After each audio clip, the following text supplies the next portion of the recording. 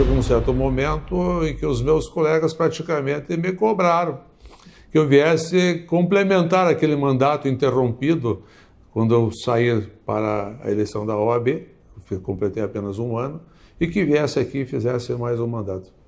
Aceitei essa atribuição, sabendo que era devedor realmente de mais um período em favor do Instituto, e procurei fazê-lo assim com uma grande dedicação, como sempre fiz quando atuei para as nossas instituições.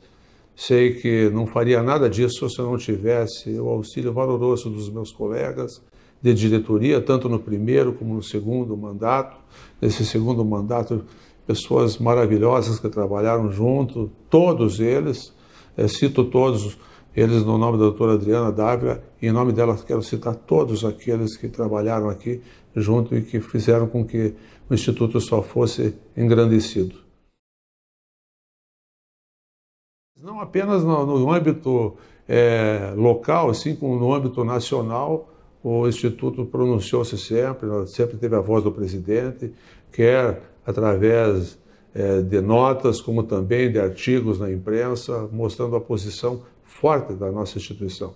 Nossa instituição é uma instituição que tem como um fundamento a preservação e a difusão da cultura jurídica, mas jamais abdicará também do seu papel de defensora das liberdades democráticas, da liberdade de expressão, e pugnando sempre contra a corrupção e pelo bem do nosso país. Esse é o tema da corrupção é um tema dominante, e o Birajara Custódio lançava um livro sobre a lei da anticorrupção, e justamente, sendo nosso associado, muito nos orgulhou tê-lo aqui para falar sobre esse tema. Acredito eu que o Instituto, eu tenho certeza absoluta, o Instituto tem quadros extremamente valorosos em termos de qualificação para falar sobre qualquer tema de natureza jurídica e tema de importância como esse. Então, o Birajara Custódio prestou também a sua colaboração.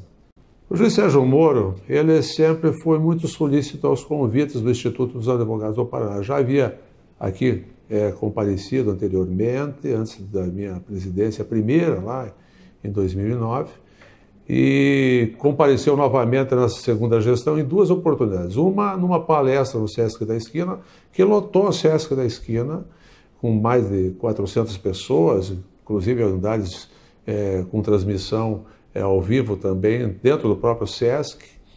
E mais tarde também esteve aqui no Instituto numa conversa muito assim, agradável e não é uma mais informal, com os presidentes do Instituto de outros estados brasileiros que aqui vieram para um evento de comemoração de aniversário do Instituto dos Advogados do Paraná.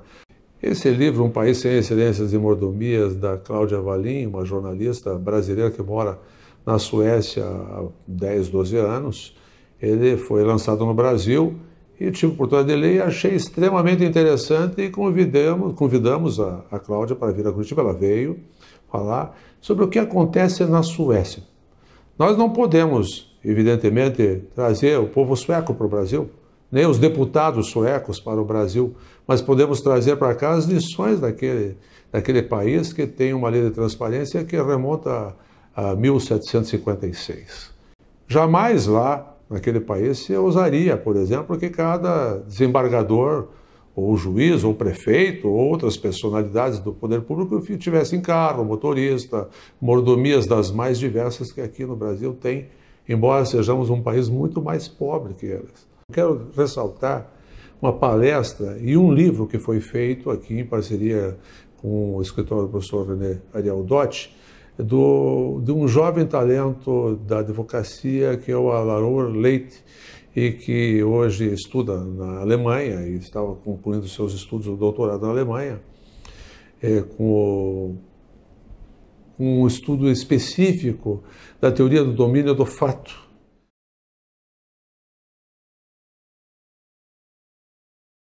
E foi mais uma edição importante, completada, lançada e completada durante a gestão, num ano, entrega do prêmio no ano seguinte.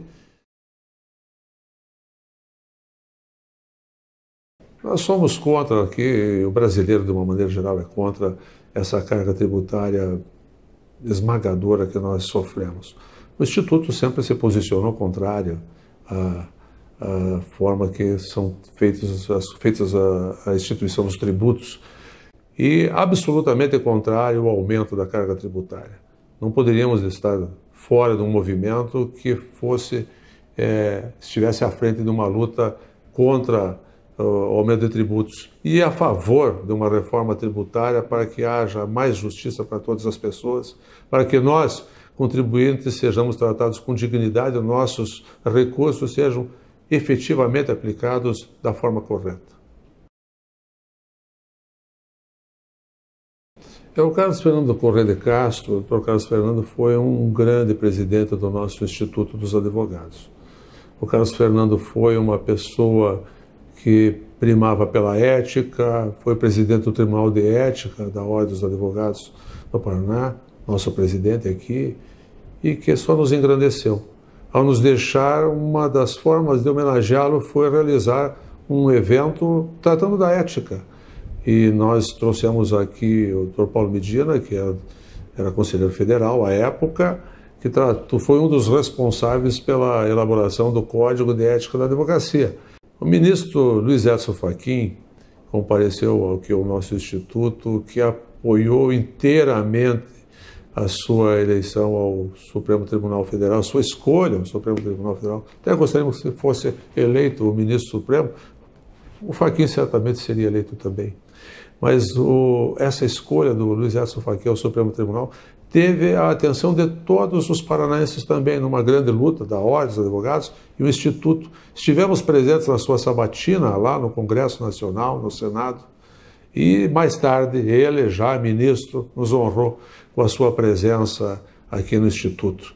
Para nós foi realmente marcante, e é marcante termos um membro associado nosso hoje no Supremo Tribunal Federal. O Alcides Munhoz da Cunha foi um grande presidente também dessa instituição e que prematuramente nos deixou. Então, quando ele se foi e fica na nossa lembrança, claro, nós iríamos homenageá-lo também com um grande evento nessa área do processo civil, que foi coordenado pela Rogéria Dotti, com a Adriana Dávila e mais um grupo de grandes colegas aqui do Instituto. A mensagem que eu deixo para os que pretendem ingressar no Instituto dos Advogados é que realmente essa é uma instituição que acolhe todos aqueles que se dedicam ao estudo do direito, profissionais com uma vida correta, que têm uma conduta ética e que serão sempre muito bem recebidos nessa instituição. A nossa instituição, ela cresce na medida em que ela agrega novos valores, novos conhecimentos, novas pessoas com pensamentos diferentes, mas com pensamentos fundamentados. Então, eu diria a todos que se interessem em vir ao Instituto que acompanhem os nossos trabalhos, aproximem-se da nossa entidade e certamente aqui terão um espaço muito importante na área cultural, na área profissional. É o que eu desejo a todos, que desenvolvam o seu talento e também dividam conosco para enriquecer esse nosso instituto de uma tradição centenária.